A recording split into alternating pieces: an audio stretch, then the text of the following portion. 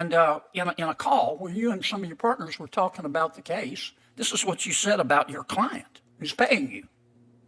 You said, this is according to an August 25, 2022 article. You said, quote, "This lawsuit was brought for no other reason than to deprive poor people of the right to vote." Thank you, Mr. Chairman. Congratulations to all of you.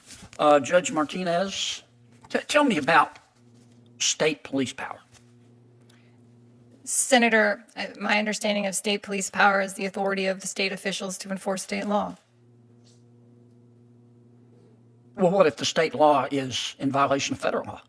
Well, we have the supremacy clause under Article 6 of the Constitution that provides that federal law is the supreme law of the land. Yeah, but that's not an exercise of state power. What's the origin of states' police power?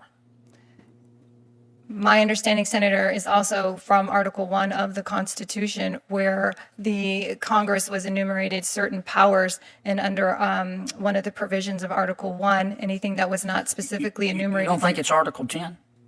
Well, Article 10 has to also is also applicable. Actually, the 10th Amendment. What does the 10th Amendment say? The 10th Amendment provides that any specific power that was not given to Congress or denied to the states applies to the states and the people. And that's the origin of a state's police power, right? Yes, Senator. Okay, it's not Article 1. I read it as both, Senator, but if it's Amendment 10, then it's Amendment 10, Senator. Does the federal government have police power? The federal government has authority to enforce its federal law. Yes, ma'am. But we've talked about the state's police power. Does the federal government have police power? Well, the executive branch has the power to enforce the law executed by the legislature. Well, but the federal government can't. The Constitution's pretty clear that you have to have an enumerated power in the Constitution, right, in order to be able to do something? Well, it's my understanding, Senator, there are enumerated powers, but there are also implied powers in the Constitution. Yeah, but those are implied to be enumerated. There is no federal police power, is there? Well, Senator, my understanding is that the executive branch has the power to execute the laws of the United States. I know, but that has nothing to do with police power. Let me move on.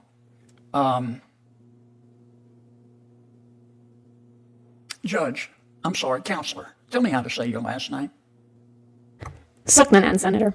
Say it again, please, ma'am. Suknanan. Suknan? Suknanan. Suknanan, okay.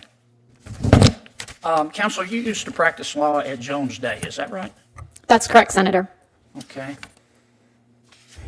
And there was an article in the New York Times. I don't know whether you leaked it to them or somebody from your law firm leaked it to them. Your firm, Jones Day, you were a partner then, and you were representing a party, your firm was, and you were, in a post-election challenge to Pennsylvania, the Pennsylvania Supreme Court. The Pennsylvania Supreme Court, of course, extended the filing deadline for absentee ballots in the presidential election, and that was challenged as being unconstitutional under both the state and the federal constitution. Am I right? Yes, Senator. And Jones Day was handling that case, right? That's correct. And you were a partner at Jones Day, is that right? That's correct, Senator. Okay. And who was your client in that case? The firm's client was the Pennsylvania GOP, Senator. Well, it's your client too, right? Correct, Senator. I was not the lawyer in that case, but yes, Senator. But you were going to share in the profits made from the bills paid by the Pennsylvania GOP, right? Senator, it was a firm client. I was a partner at the firm. And you were going to share in the money, right? Correct, Senator. Okay. And in a call where you and some of your partners were talking about the case, this is what you said about your client who's paying you.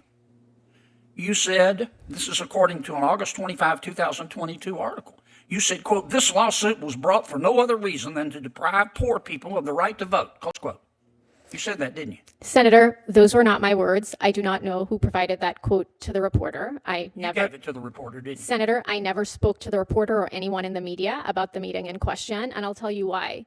As a partner at Jones Day, all partners are bound by a confidentiality obligation to the firm, And that meeting was an internal confidential partners meeting. Yeah, but- I never spoke to the media about it, and those were not my words, Senator. This is a violation of about 927 provisions of the Code of Ethics, isn't it? Senator, that's why I never spoke to that reporter, and those were not my words. I do not know who provided that quote to the What reporter. did you mean? Who was trying to deprive poor people of the right to vote? Who were you referring to when you said that? Senator, as I said, those were not my words. Oh, you never said that. You denied. Senator, those were not my words. If we and- deposed your partners on that call, they would say, no, she never said it. Senator, I am telling you here today under oath that those were not my words. I never spoke We to them. deposed your partners and put them under oath. They would say, no, she never said that. Senator, I can't tell you what someone else would say under oath. I can tell you under oath that those were not my words. I never spoke to the media about that call. And you think on light of this, you're qualified to be a federal judge? Senator, You- I never spoke You to the would say media. that about a client? Senator, as I said, those were not my words, and I never spoke to the media about the meeting in question. I take my obligations, ethical and otherwise, incredibly Counsel, you seriously. said that, didn't you? Senator, I did not say those words. So the New York Times got it wrong? Senator Butler. Thank you, Mr. Chairman. It was the kind of moment that strips away the polish of politics and leaves only the truth or the struggle for it. On the Senate Judiciary Committee floor, Senator John Kennedy of Louisiana leaned forward, eyes sharp beneath the weight of silence. His voice cut through the room, calm but relentless. "You said that, didn't you?" Across from him, the nominee shifted, her words deliberate, careful, the kind of careful that comes when every syllable might decide a career. Judge Martinez had just stumbled through questions of constitutional principle, fumbling between Article 1 and the 10th Amendment, and Kennedy had pressed until the error was undeniable. Then he turned his gaze on another nominee, one whose record, reputation, and ethics were suddenly center stage. The exchange that followed was not a debate. It was an interrogation. Kennedy, in his signature Southern cadence, equal parts charm and fire, drilled into the heart of a controversy that reached back to the turbulent days after the 2020 election.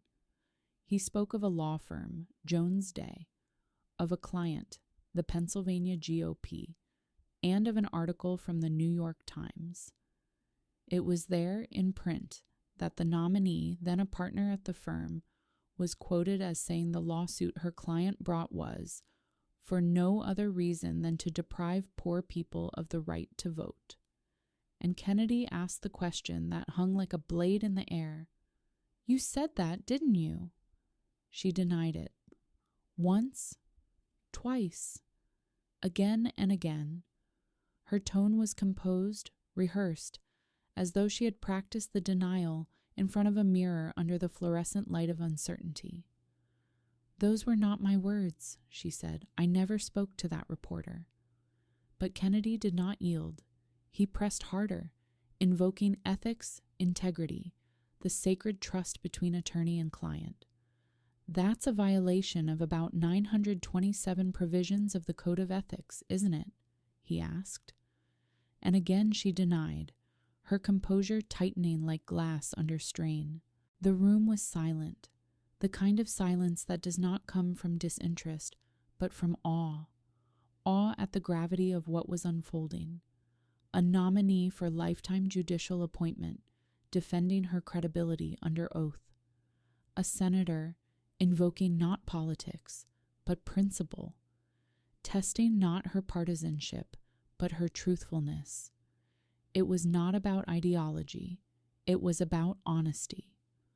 Moments like these reveal something raw about the machinery of government, that beneath the formality of hearings and the choreography of confirmation lies the question that defines the republic. Can we trust the people who interpret the law to honor the truth? Senator Kennedy's questioning was not born of spectacle, but of a deeper unease, a recognition that power, once granted for life, must be earned in full daylight. He spoke not for sound bites, but for every citizen who wonders whether the justice system still remembers what justice means. He asked about police powers, the line between federal and state authority, the essence of sovereignty in the American design. When the nominee stumbled, he corrected her with quiet finality, not Article 1, the 10th Amendment. It was not a mere academic correction. It was a reminder that the Constitution is not a suggestion. It is the anchor of the Republic. Then he turned to ethics, to the sacred duty of lawyers to their clients, to the principle that loyalty is not conditional on comfort. The implication was simple, chilling, and deeply moral. If a lawyer can betray a client in private, what might a judge do in public? The nominee insisted she was innocent. Kennedy, steady and skeptical, pressed the truth until it rang hollow. "So the New York Times got it wrong?" he asked finally, his voice low, heavy with disbelief. Her answer trailed off into formality.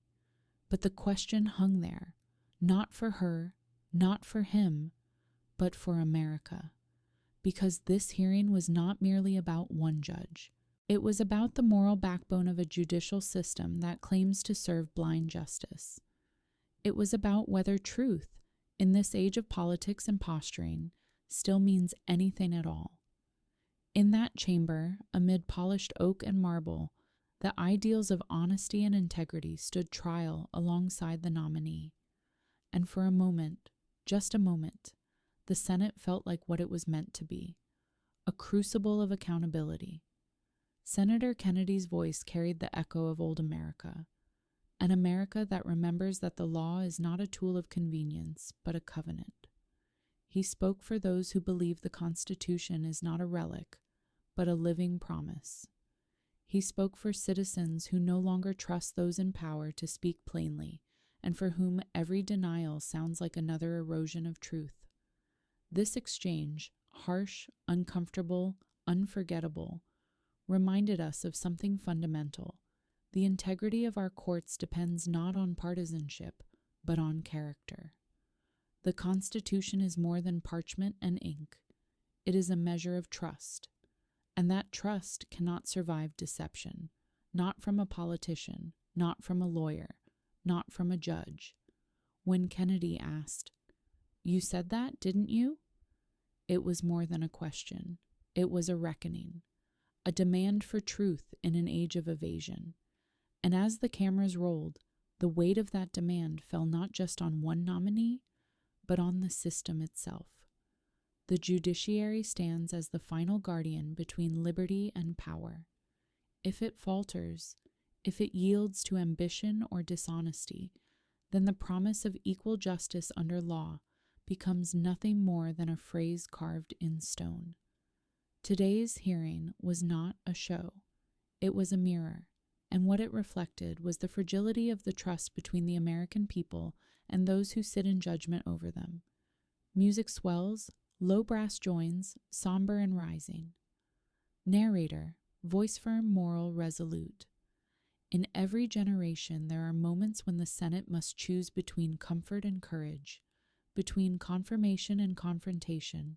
This was one of those moments.